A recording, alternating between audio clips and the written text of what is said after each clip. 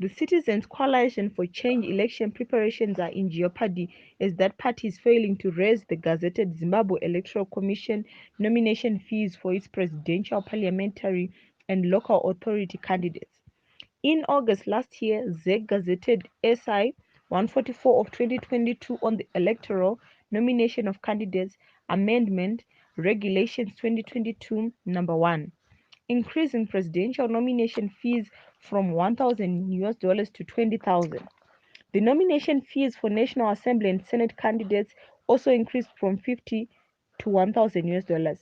According to a source, CCC was currently financially bankrupt and was contemplated not fielding candidates in some constituencies and wards as it does not have funds to pay nomination fees for all its candidates.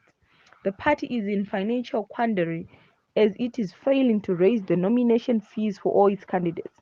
As it stands, CCC needs about $240,000 to pay the nomination fees for all its candidates.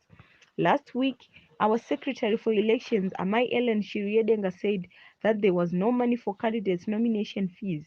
The party will likely not contest in some wards and constituencies if it fails to urgently get the money, said the source. The same source added that only aspiring candidates who had the capacity to pay the nomination fees were going to be allowed to represent CCC in the forthcoming elections. Despite the party conducting the candidate selection process, the truth is that only those candidates with capacity to pay for their own nomination fees will be allowed to represent the party.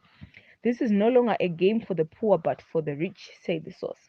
The same source claimed that CCC's coffers were in red as the party's traditional sponsors were withholding their monetary donations, citing gross abuse of funds by the party's leadership. Political analyst Terence Chipwanya said that the nomination fees being charged by ZEC were decent as they would help deter political chances from contesting the elections. I think the nomination fees being charged by ZEC are correct as they would help to deter political chances from contesting the elections.